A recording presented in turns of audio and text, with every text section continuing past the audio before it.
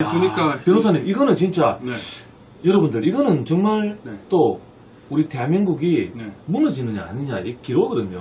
저는 사실은 내각제와 그 대통령제 제도적인 측면에서는 큰 차이는 없다고 봅니다. 큰 차이는 없다. 예. 제도적인 측면에서는 결국 운영을 어떻게 하느냐, 네. 운영하는 주체가 누구냐 이게 솔직히 중요하다 생각하고 개인적으로는 음. 지금 대한민국의 지정학적 위치나 남북 분단의 상황이나 이런 걸 볼 때 대통령제가 좀 더 낫다라는 생각이 들거든요. 저도 마찬가지입니다. 네. 예.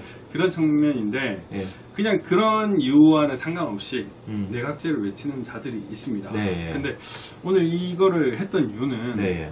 이 조지아는 다른 조지아입니다. 영국의 조지아라고 그러는데 영국의 조지아가 아니고 어디입니까? 저기 동부 유럽. 동유럽에? 네, 동유럽 쪽, 중동 쪽. 중동 쪽의 그루지아.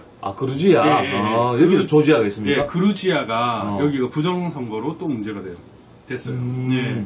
그래서 그루지아가 부정선거 시비가 지금 일어나고 있는 나라입니다. 예. 그러니까 이른바 여러분 지금 그 중공은 1대1로 그 1대1로를 거치는 국가예요. 여기도 키르기스탄, 예. 조지아. 예. 이 조지아가 조졌네. 부정선거가 또 일어났습니다. 그런데 이 보면은 여당이 압승을 했죠. 네. 베네수엘라도 여당이 압승을 했던 거고. 그런데. 네. 그런데 여기 보면 이게 중요한 것 같아요. 이번 총선을 계기로 대통령제에서 내각 책임제로 이행하는 조지아는 120명의 위원은 비례대표제로 30명 위원은 지역구제로 선출하는 혼합형 선거 제도를 채택했다. 네. 김종인 사과의 목적, 반복적인 대통령 비극은 제왕적 대통령 때문이다. 내각제 개헌하자.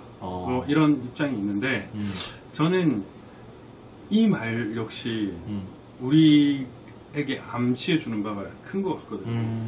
그러니까 중공의 1대1로를 이렇게 거치는 과정에서 중공의 그 부정선거와 우리 한국의 A웹이나 이런 ODA 코이카 이런 거와 연관된 것들이 좀 많이 밝혀지고 있는데 지금 이 그루지아, 조지아의 총선이 결국 여당이 또 부정선거로 이기고 그 결과가 대통령제에서 내각제로 이렇게 이행하는 걸 볼 때 이게 좀 심각한 문제가 있는 거 아닌가 라는 생각이 드는 거예요. 이게 우리나라에 그대로 투영될 수 있다라는 그런 생각이 좀 많이 드는 겁니다. 네. 그런데 이 의미가 김종인이가 뭐라고 하는 거예요? 개헌을 하려면 내각제로 해야 된다. 박병석이 내년 개헌 접기에는 왜 내년이 접기인지 이해가 안 가. 그러면서 일단은 김종인이 내각제를 주장하고 있죠. 그리고 또 김무성이가 뭐라고 했어요? 정병국이 경우에 이 YS 다 똘마니들인데 대통령제를 바꿔야 위원 내각제. 김종인을 누가 앉혔다? 이쪽 우리들, 이쪽 라인과 관련된 정병국이가 또 MB랑도 연결이 되어 있지 않습니까? 예. 이런 것들이 결국 이 내각제 흐름, 그루지아의 부정선거와 내각제, 지금 김종인, 김무성, 정병국 이런 사람들이 결국에는 의원 내각제를 도출하고 있는 이런 상황이 된다는 게 저는 좀 많이 화가 납니다. 그러니까 권력을 나눈다라는 명목으로 누군가가 그 베일 속에서 총리를 만드는 그런 집단이 영구 집권을 할 수 있도록 그렇게 만드는 거 아닌가. 예를 들면은 저는 이번에 미국 대선을 보면서 그런 생각이 좀 많이 들었거든요. 미국 대선이 대통령 되지만 또 요즘에 보면 그 의원 내각제적 요소가 있잖아요. 1월 6일 날 이런 그 다음에 주 50명이 또 각각의 대표로서 하는 그런 걸 보면은 뭔가 간선적 의원 내각제 대표자들이 뭔가를 하는 그런 요소가 있는데 대통령이 그 트럼프가 있음으로 인해서 그 베일 속의 권력들이 나오지 않았습니까? 뭐 딥스테이트든 일루미나티든 그런 존재들이 딱 올라왔는데 좀 그런 생각이 많이 드는 거예요. 야, 이 대통령제니까 이게 가능하구나. 이게 싸울 수 있구나라는 생각이 들었거든요. 예를 들면은 미국이란 나라가 지금 만약에 의원 내각제였다는 생각을 해보면 맥코넬이 음. 그리고 펠로시가 미친 백호네. 네, 예. 펠로시가 예. 덮고 가자. 예. 덮고 가자. 이렇게 됐으면은 끝장이에요. 그러니까 국민들은 그냥 계속 개돼지고 바본 거예요. 부정선거가 일어났다는 사실조차 모른 채 그냥 흘러가는 겁니다. 그렇지만은 뛰어난 리더가 있어서 내가 살아가는 시대, 내가 지도자로 있는 이 나라에 이 부정선거를 내가 봤는데 그건 덮어줄 수 없다. 그래서 싸울 수 있는 거예요. 그래서 싸울 수 있는 겁니다. 그런 거하고 비슷한 것 같아요. 그래서 저는 지금 요즘에는 참 미국이라는 나라가 대통령제를 취한 게 참 대단하다라는 생각이 좀 들거든요. 예, 그래서 와, 이것도 어찌 보면 신의 뜻이겠죠. 신의 뜻이고 신의 흐름이라고 생각을 하는데 좀 무섭습니다. 근데 우리나라 같은 나라에서 그 권력 분산형 개헌을 하게 되면 망합니다. 단 하나님 감사합니다. 김종인 지하 1인 특실로. 네. 진짜 특실로. 관상나무 수용소 어때요? 네. 그러니까 지금 누가 권력 분산 개헌을 실시하려 하는가? YSTJ MB 계열. 네. 얘들은 계속 근데 네. 문제는 네. 얘들이 이제 내각제로 지금 하려고 하면은 네. 문재인은 과연 그거를 그 문재인 쪽 세력들 네. 네. 걔들은 이제 지들이 권력을 잡았으니까 네. 네. 권력을 또 놓치시킬 거 아니에요. 네. 네. 쟤들은 근데 내각제에 대해서는 또 안 하려고 그렇게 생각할까요? 문재인이요? 예. 아니요. 걔들도 예. 지금 사람이 없잖아요. 시도할 수 있습니다. 걔들도? 네. 김경수로 날라갔잖아요. 네. 그러면은 이재명한테 안 줄 것 같거든요. 이재명한테. 근데 그 베이스의 언저리 조정자가 친문이나 문재인을 아예 배제할 수 있는 세력일 수도 있다는 생각은 들지만 그들이 이재명을 낙점하면 또 모르겠지만 저는 만약에 제가 문재인 쪽 일당이라면 이재명 위험하잖아요. 군대 끌고 나한테 오면 어떡해. 그렇지. 야, 씨. 내가 진짜 문재인한테 연락 비볐는데, 네.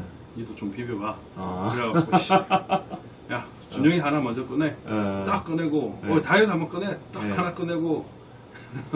이러면서 연락해봐야 할까요? 얼마나 무섭겠어요, 또, 이재명이 하면. 예, 이재명은 좀. 절만은 진짜 안 된다. 위험한 인물이다. 이런 생각이 들 건데, 예. 절대 안 줄 겁니다. 절대 안 줄 거예요. 그러면은, 이제, 야, 사람이 없다, 야. 시민이? 아씨, 걔 정계 은퇴한다는데 했는데, 걔 말고 없나? 이렇게 생각할 수 있거든요. 예. 그런 거 하고 비슷한 거예요. 저는 그런 생각이 들어가지고, 이제, 얘들도 내각제를 도모할 수 있습니다. 그러면서, 야, 우리 180석이니까, 니도 총리 한번 하고, 나도 총리 한번 하고, 얼마나 좋아요. 이게 권력 분산형 개헌인 거예요. 충분히 그렇게 할 수 있습니다. 야, 그러면은 남국이도 야, 한 몇 년만 기다려봐. 이렇게 될 수 있는 거예요. 강욱이? 오케이. 이렇게 될 수도 있는 거예요. 니들끼리 다 해쳐먹어라, 씨. 부정선거가 되면 그렇게 될 수 있는 거예요. 그러니까 이상적이어서 이걸 하자고 하지만 정말 위험한 제도가 될 수 있다는 생각이 듭니다. 저는 뭐 미국이나 일본이나 영국이 위원내각제 국가긴 하지만 그 국가는 이제 나름 제도 틀이 형성되어 있는 것이고요. 우리나라 같은 경우에는 워낙 좀 믿을 수 없는 사람들이 이런 제도 개헌을 추진하기 때문에 저는 좀 문제가 있다고 생각을 합니다. 과거에 우리가 네. 장면 내각이라고나 예. 장면 정부 때 그때 한번 우리가 한 1년 정도 의원 내각제를 하다가 네. 나라가 완전 개판이 되었죠. 네. 그래서 박정희 대통령 같은 그런 분이 진짜 구국의 심정으로 혁명을 하신 건데 그걸 다시 또 내각제를 꺼낸다? 네. 야. 그러니까 지금 보면은 이 구도연님이 예. 우리 한국에서 그 민주당도 내각제 공론화한 적이 있다라고 얘기를 하고 있거든요. 네. 그러니까 충분히 가능한 시나리오인 거죠. 네, 충분히 가능한 시나리오인 거고 이러한 흐름을 보면 저는 이제 우리가 이 정도는 예측해야 되지 않는가 이런 생각이 들고요. 네. 이제 또 오늘 우리 붕어소녀가 왜 넣나? 어쨌든 결국 YS. 네. 예, 박형준. 예. 전 사실 박형준이 YS 계열인지는 모르겠지만 개인적으로 전 경남 거제 출신인데 YS 문재인 둘 다 싫어요. YS가 뭘 잘했는지 잘 모르겠어요. 예. 바꿔낸 건 있는 것 같은데 YS 사람들이 대한민국 법치를 훼손하는 것 같고 뒤에서 암란리에 뭔가를 하는 것 같은데 그렇게 대한민국 국민을 위해서 대한민국 위해서 일한다는 느낌이 안 들어요. 예. 그리고 사실 IMF를 초래한 장본인이기도 하고 예. 뭔가 시도는 좋았지만 잘 모르겠어요. YS가 저는 이제 지금 국민의힘당 자유한국당 그 뒤에 보면은 이승만, 박정희, 김영삼 사진이 있거든요. 의문입니다. 그 두 분에 대해서는 저는 뭐 인정을 하지만 YS는 잘 모르겠어요. 어쨌든 근데 뭐 대한민국 대통령을 했다는 것 자체는 뭐 인정을 받아야 되는 거죠. 문재인은 잘 모르겠다. 네. 노무현도 모르겠고, 네 그런 것 같습니다. 박형준 이자도 네. 우리 이번에 부정선거 의혹에서 빠져나갈 수 없는 자죠. 아 그럼요. 예. 저는 박형준이 부정선거 시나리오와 관련돼 있다고 봅니다. 아, 왜냐하면은 예. 이 사람이 선거대책위원장을 했거든요. 네. 선거대책위원장을 했는데 이 박형준과 친한 그룹이 솔직히 그 한국당 미래통합당의 공천을 망쳤다고 저는 생각을 합니다. 생각을 합니다. 이렇게 표현을 또 붙여야 되네요. 네. 예, 저는 그렇게 생각을 해요. 근데 이 박형준이 그 책임이 있죠. 심각한 책임이 있고 뭘 잘했는지 모르겠어요. 그리고 차명진 의원을 제명한 그 시나리오에 박형준이 있습니다. 그리고 중요한 건 뭐냐면 박형준이가 여론조사 결과를 얘기를 했죠. 예, 나 저도 깜짝 놀랐어요. 왜? 망했다. 예, 망했다. 개헌 완전 저지선도 뭐 76명까지 전 들었거든요. 개헌 저지선도 위험하다. 막기 힘들다, 위험하다 이렇게 갑자기 이야기했어요. 그거를 한번 생각을 해보십시오. 예. 저는 이 사람이 부정선거 관련성이 있다고 생각합니다. 저는 더더욱 생각합니다. 예. 예. 이 사람 전 솔직히 정체성이 모르겠어요. 네. 무슨 쪽인지는 모르겠는데 주호영하고는 좀 친한 것 같고 예.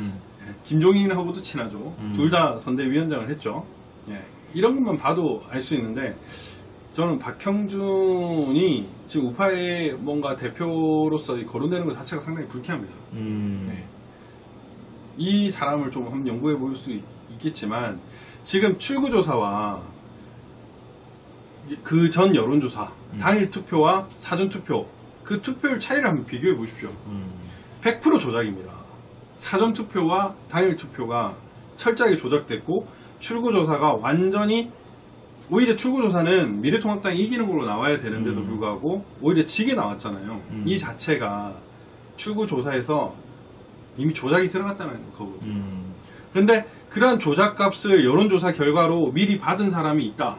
그게 여의도 연구원 여론조사팀에서 그걸 돌린 내역이 그거다라는 거는 깊은 연루가 되었다라는 걸 의심할 수밖에 없어요. 네? 동일한 표본, 그 수많은 그 표본들 중에 왜 그런 조사 결과 나옵니까? 안 그래요? 당일 투표대로면 미래통합당이 이긴 거예요. 출구조사 당연히 이긴 거고요.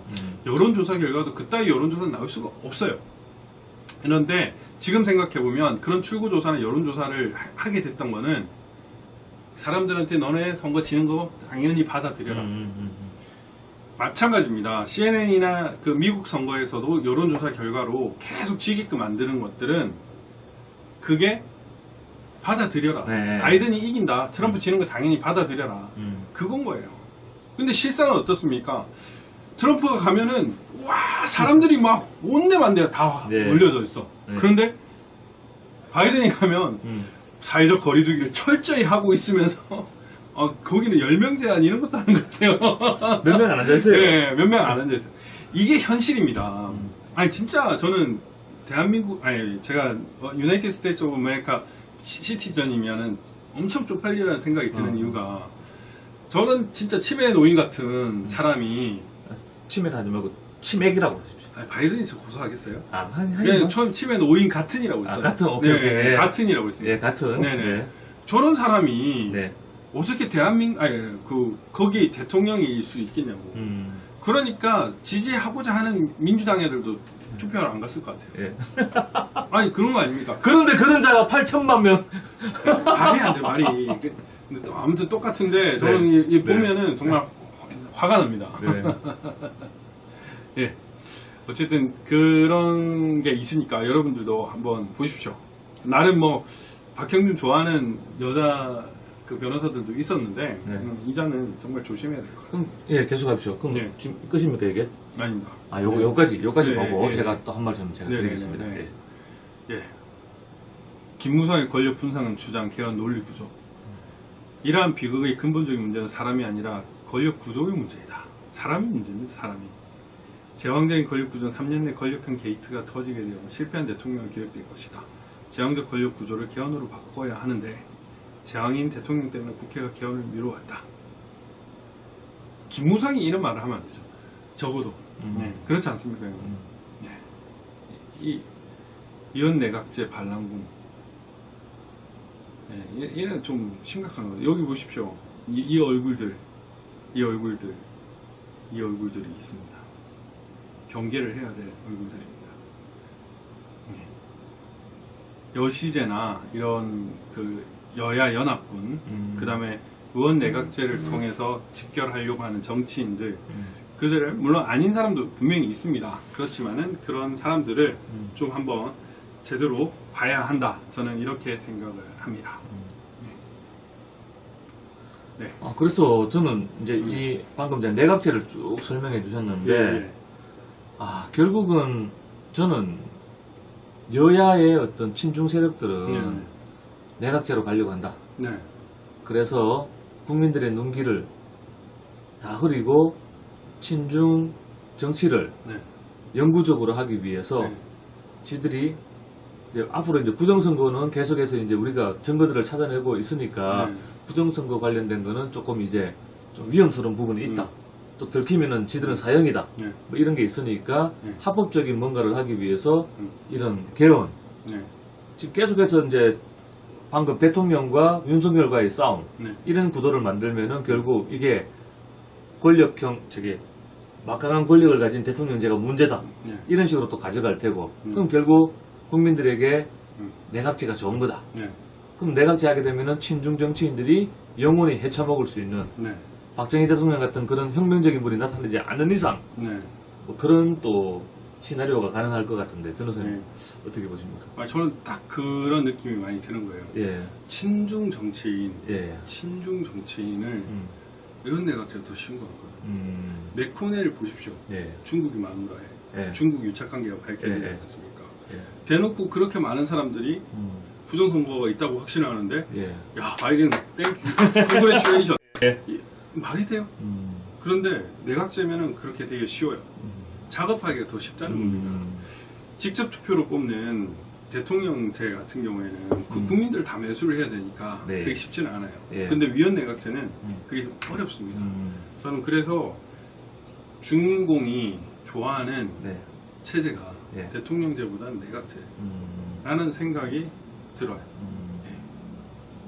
진짜 어떻게 해야 될지 모르겠어요.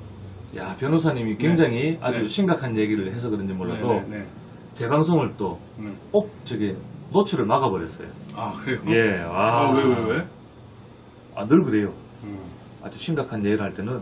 네. 자, 예, 계속합시다. 네.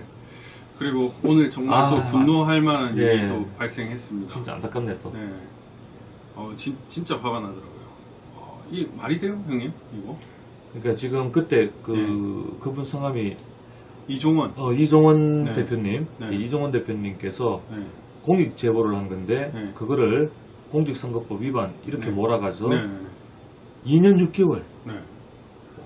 와, 진짜 나는 진짜 충격이었어. 이거는 뭐 벌금도 안 나올 사안이거든요. 예. 그리고 사실 진짜 뭐 제가 대리를 한 건 아닌데 변호를 한 건 아닌데 이거 진짜 문제. 참 어저께 김수열 대표하고 그 김경재 총재 이제 나왔습니다. 예. 보석으로. 예, 12월 14일 날이어서 예. 제가 그때는 그 변론에 못 들어갔어요. 못 들어갔는데 사실 그때 보면서 느낀 거는 정말 정상적인 판사를 만나는 것도 예. 이제는 쉽지 않구나 예. 이런 생각이 들어요. 이 당연히 석방돼야 될 문제에 대해서 예. 이제 어제 그 제대로 된 이제 판사들을 그냥 일반적인 노멀한 판사를 만난 거죠. 노멀한 판사를 만났는데 그런 사람을 만나니까 당연히 나오는 것이 되는데 지금 이 이종원 씨에 대한 그 수사와 네. 재판은 네. 저는 심각한 부정이 있다고 생각을 합니다. 이 자체가 사법부 농단이에요. 아니 공익 제보자에 대해서 이런 식의 판결 지금 여기 보면 되게 웃긴 게 이거예요. 정치적인 음모를 양산할 수 있어 엄벌이 필요하다. 뭐 이 말이 이렇게 어려워. 다시. 예. 정치적인 음모를 예. 양산할 수 있어 네. 엄벌이 필요하다. 부정선거가 음모론이라고 생각을 하는 거예요. 지금 이 판사가 정다주 부장판사 어떤 인간인지 잘 봐야 돼. 그래 보면은 이게 진짜 이해가 안 되잖아요. 화나지 않습니까, 형님? 여러분 이게 징역 2년 6개월 감이에요. 당연히 입증 책임은 검찰 측에 있고 선관 측에 있는 거죠. 이상한 투표지가 딴 데서 나왔는데 안 그래요, 형님? 저는 이걸 보면서 진짜 이 대한민국이 어떻게 되려고 하나 이런 생각이 듭니다. 서울고법 가면은 또 서울고법이 아니고 어디노? 이게 저는 네네. 우리를 겁주려고 하는 네. 하나의 상징적인 판결이다 이렇게 보거든요. 네.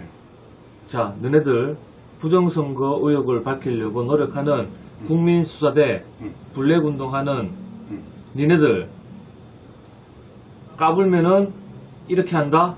라는 어떤 그런 겁주기 위한 것도 포함되지 않겠느냐. 네. 아니, 충분히 그렇게 생각합니다. 서울 사람인데 정말 좀 화가 났습니다. 저는 이런 기사를 보면서 분노하지 않을 수 없었고 여러분들도 분노하셔야 됩니다. 76년생이네요, 정다주. 아무튼 이종원 대표님, 예, 힘내십시오. 예, 응원하겠습니다. 예. 뭐 지금 여력이 된다면은 변호인으로 들어가야 될 것 같다는 생각도 들거든요. 예. 와, 이거는 아니지, 솔직히. 이거 너무 심하네. 네. 진짜 화가 납니다, 화가 나. 진짜. 네. 어떻게 이렇게 될 수 있나.